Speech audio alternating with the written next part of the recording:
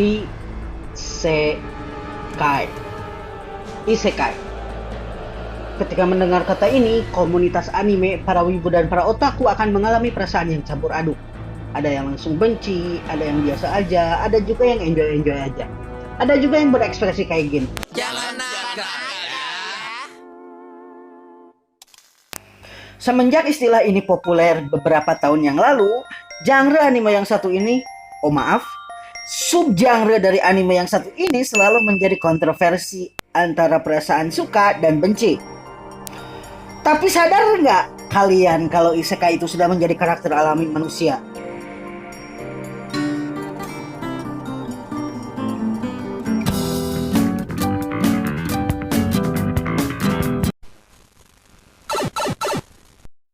Halo guys, ketemu lagi sama Wong Anime, tempat pembahasan anime, manga, light novel, game, dan pop culture lainnya. Kalau kalian ingin Wong Anime terus mengupdate video-videonya, silahkan untuk like dan subscribe channel ini. Jangan lupa pula untuk berkomentar di kolom komentar di bawah.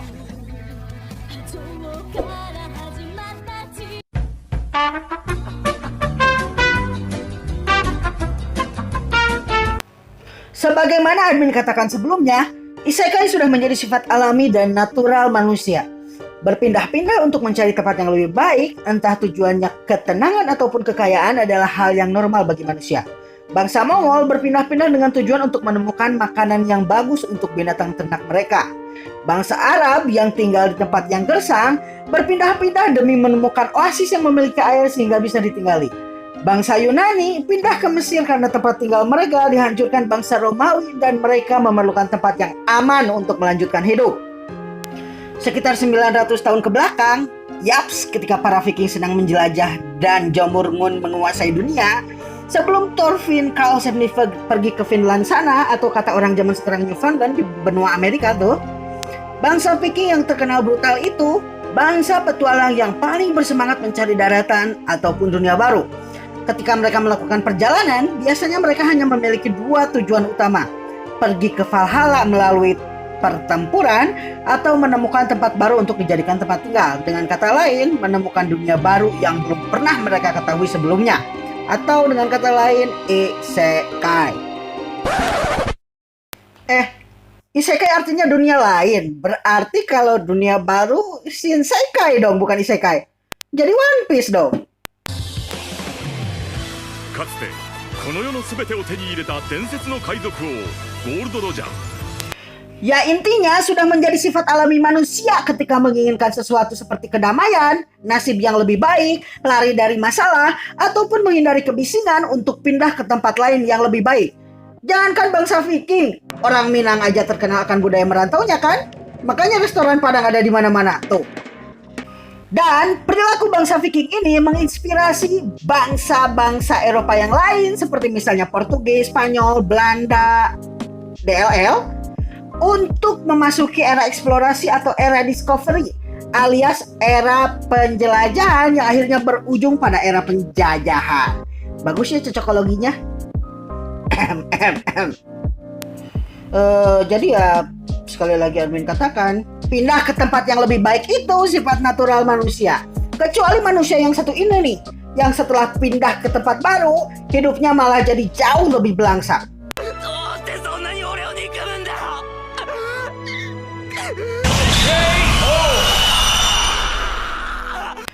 Bahkan kalau kita mau sejenak mundur sedikit beberapa tahun ke belakang, di saat kita masih pakai seragam putih merahnya Polandia, maksud gue seragam SD, kita sering menyanyikan lagu ini nih.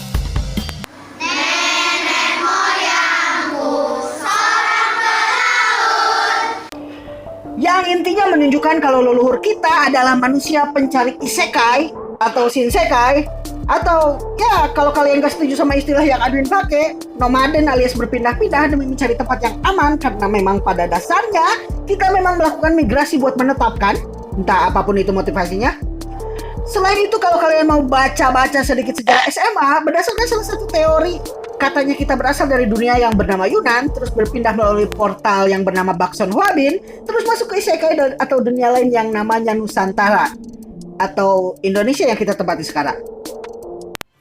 Karena itulah banyak para sastrawan zaman dulu menjadikan hal ini alias migrasi garing perpindahan sebagai basic cerita dari berbagai karya sastra yang mereka tulis, sehingga memunculkan genre sastra khusus yang kita kenal dengan sebutan adventure atau petualangan, atau berpindah ke tempat yang tidak kita ketahui sebelumnya sebagai inti dari cerita dari novel-novel yang mereka susun, yang akhirnya menginspirasi media-media lain seperti game, manga, anime, dan film untuk mengambil tema yang sama. Ingat Lord of the Rings yang jadi film pemenang Academy Awards atau yang biasa kita kenal dengan Oscar itu? Lord of the Rings itu asalnya novel petualangan yang dibuat oleh J.J. Tolkien selalu. Film ini menjadi khas dan unik karena film ini mengisahkan sebuah perjalanan atau petualangan untuk mencari tempat yang lebih baik. Dalam hal ini, Middle Earth yang lebih aman dan lebih bisa ditinggali dengan tenang. Dan dari genre adventure atau petualangan inilah muncul subgenre baru yang baru-baru ini terlahir di kalangan pecinta anime. Apalagi kalau bukan isekai. Walaupun istilah spesifik ini baru muncul sekitar tahun 2000-an, isekai alias tersedot ke dunia lain telah menjadi salah satu tema dari karya tulis petualangan dari berbagai seluruh penjuru dunia. Mari kita lupakan dulu deh karya-karya isekai kontemporer zaman sekarang seperti Re:Zero, Overlord, ataupun Silent Hill.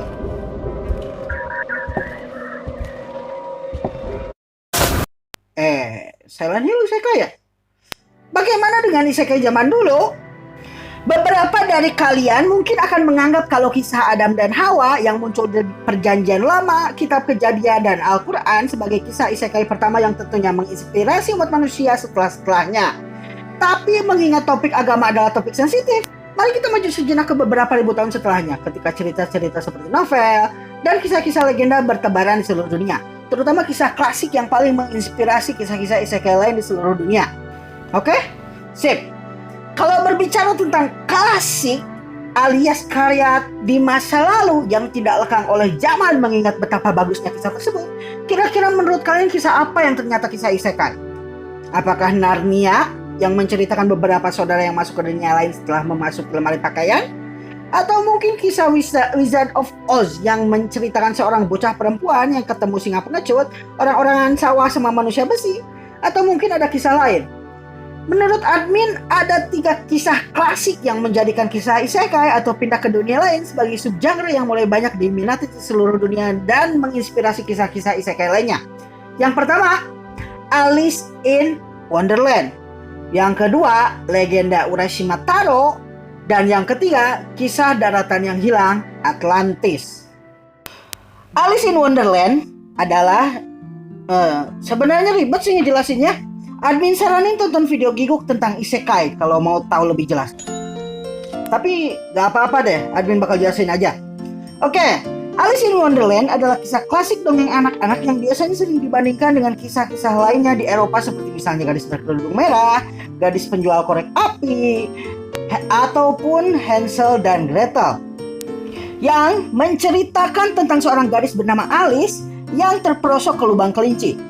Ketika terperosok, dia kemudian menemukan keanehan-keanehan dari hal-hal yang dia temui seolah dia berada di dunia lain.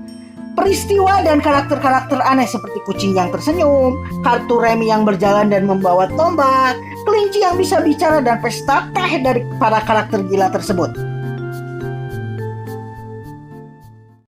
Di sisi timur bumi lain, tepatnya di Jepang, terdapat kisah tersedot ke dunia lain juga yang sebagaimana kita tahu menginspirasi karya-karya lainnya. Kisah ini begitu populer sehingga selalu dipentaskan pada festival budaya hampir setiap tahun di sekolah-sekolah di Jepang. Cerita ini seringkali dijadikan tema untuk pentas drama. Yap, apalagi kalau bukan kisah Urashima Taro. Kisah legendaris ini menceritakan seorang pemuda nelayan bernama Urashima Taro yang menolong seekor kura-kura yang sedang dipermainkan anak-anak nakal.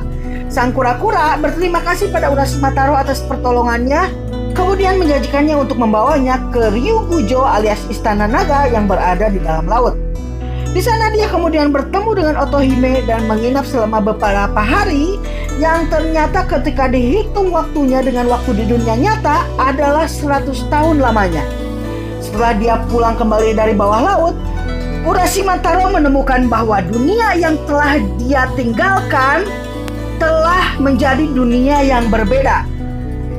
Orang-orang yang dia kenal sudah tidak ada. Dan ternyata setelah diselidiki terlebih jauh, Urashima Taro telah meninggalkan dunia tersebut selama 100 tahun. Merasa putus asa, Urashima Taro kemudian membuka kotak Tamate Bako yang diberikan oleh Otohime yang sebelumnya telah dilarang oleh Otohime untuk dibuka. Setelah kotak Tamate Bako tersebut dibuka, Urashima Taro kemudian berubah ke usia aslinya, yaitu usia 100 tahun. Berubah menjadi tua, menjadi lemah, dan menjadi tidak berdaya. Dan tidak lama kemudian, beberapa hari setelahnya, Urashima Taro ikut meninggal juga seperti orang-orang yang telah meninggalkannya terlebih dahulu. Sedih ya? Kisah ketiga adalah kisah Atlantis yang diceritakan oleh Plato di salah satu bukunya, Timaeus dan Critias. Yang walaupun lebih ke kisah fantasi berlatar belakang sejarah daripada isekai, berhasil membuat rasa penasaran orang-orang setelah zamannya untuk mentelaah dan meneliti kembali mengenai keberadaan Atlantis ini dan menginspirasi para sastrawan untuk membuat kisah-kisah mengenai penemuan dunia baru bernama Atlantis setelahnya. Ketiga cerita ikonik ini berhasil mempelopori kisah-kisah lain bergenre tersedot ke dunia lain sebagai salah satu kisah yang menarik untuk dibaca dan ditonton dan menjadi kisah populer bagi anak-anak remaja saat itu. Kisah-kisah seperti yang admin sebutkan sebelumnya di atas seperti Narnia, Wizard of Oz, dan Peter Pan. Oh yeah, Peter Pan itu isekai. Adalah kisah-kisah yang terinspirasi dari Alice in Wonderland dan berhasil menjadi pop culture saat itu alias abad 19 sampai abad 20-an. Bahkan Sir Arthur Conan Doyle, pengarang kisah detektif terkenal Sherlock Holmes itu tuh ikut meramaikannya dengan membuat novel fantasi ke dunia lain yang bernama The Lost World. Untuk kisah Urashima Taro, kisah ini tentunya berhasil menginspirasi anime dan manga-manga juga light novel untuk mengembangkan subgenre baru bernama isekai atau tersedot ke dunia lain. Jangankan karya-karya isekai modern, bahkan anime yang bukan isekai saja banyak yang terinspirasi dari kisah ini dan membuat arc khusus yang ternyata arc tersedot atau pergi ke dunia lain. Ingat anime Fairy Tail dan Bleach? Ingat arc Edolas sama arc Soul Society? Dan untuk poin ini terserah kalau kalian mau setuju atau enggak sama admin.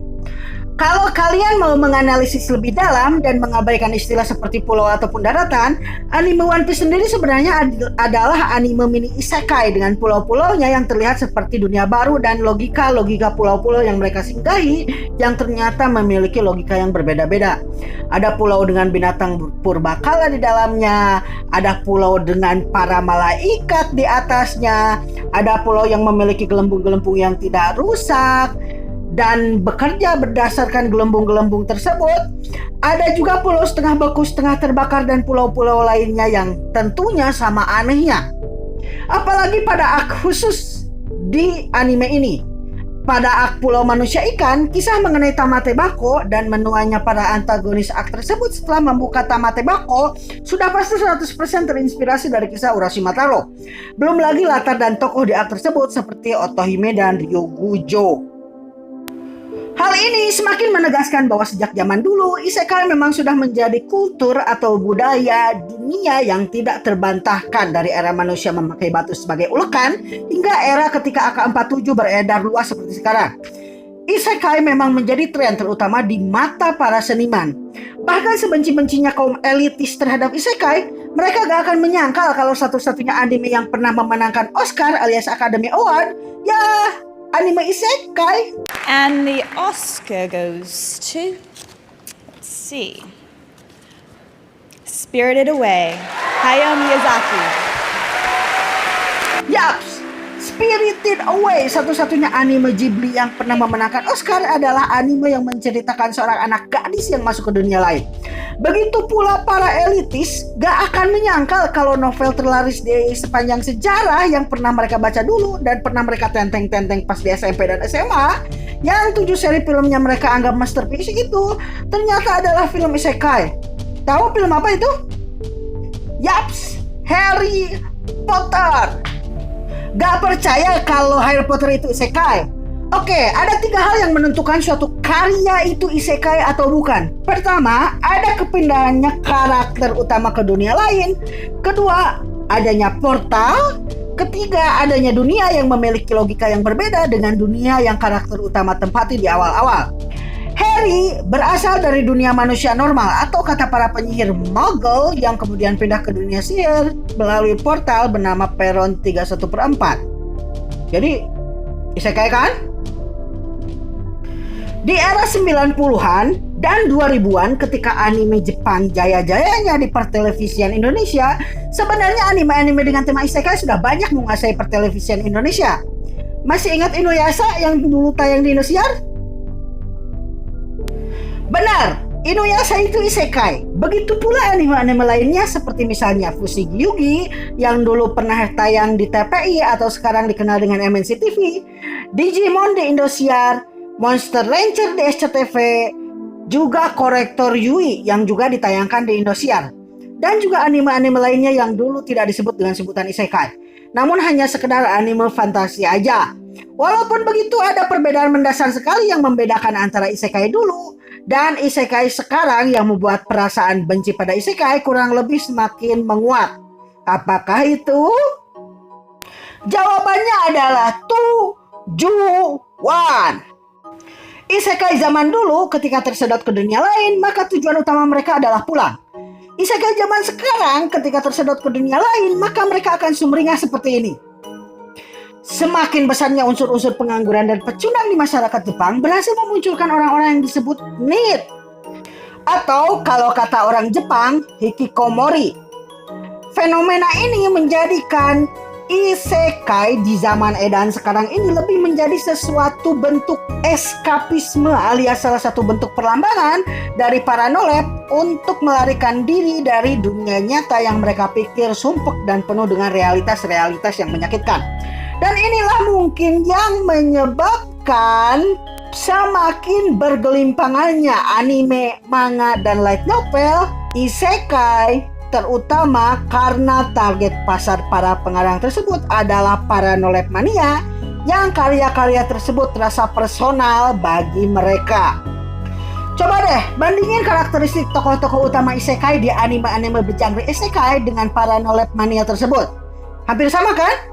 Kebanyakan orang nolep yang sesekali cuma keluar rumah buat beli pop mie atau cemilan, jago main game, ahli dalam istilah-istilah yang orang awam anime kurang tahu.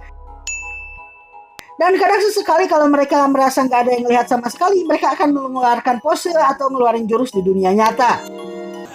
Dan bergelimpangannya karya-karya isekai yang bagai mayat ini dikritik oleh para kritikus tidak hanya sebagai fenomena yang cukup memprihatinkan pada masyarakat Jepang karena banyaknya para NEET yang menganggur tersebut, tapi juga dianggap memprihatinkan oleh para seniman karena dianggap sebagai salah satu bentuk menghilangnya kreativitas dari para seniman Jepang.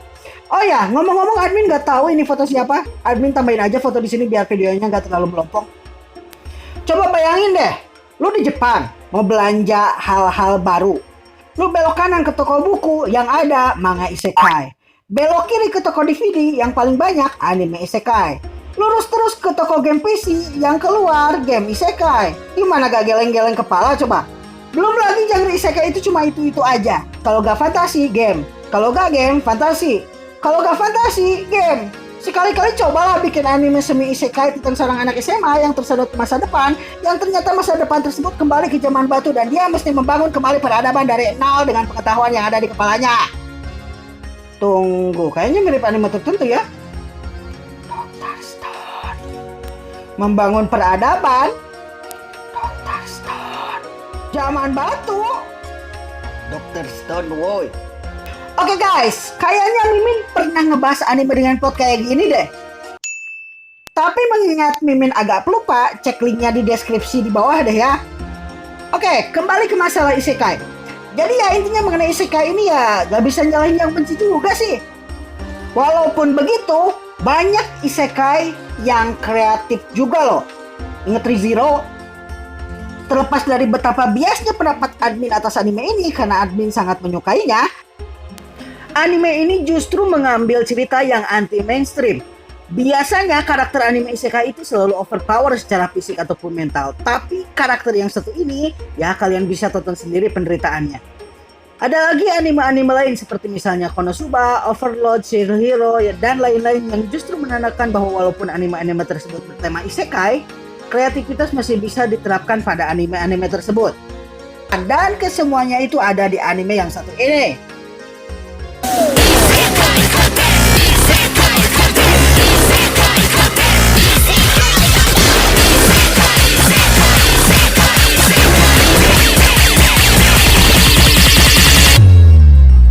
Jadi, apa kesimpulan akhir admin atas fenomena isekai ini? Kesimpulan adminnya, walaupun banyak dari kalian yang menganggap kalau isekai sampah, biarin admin dan orang-orang lain yang menikmati sampah ini. Dan buat yang mau membuka pikiran mereka atas berbagai kemungkinan yang terjadi, kalau kalian mau, kalian pasti akan menemukan hal-hal yang berharga dan dapat dinikmati dari sampah-sampah tersebut. Jadi ya, selamat menyelam. Oke, segitu aja video dari admin. Kalau kalian menemukan video ini terlalu membosankan buat kalian, kalian bisa nonton video lainnya juga loh. Jadi stay tune terus di channel ini.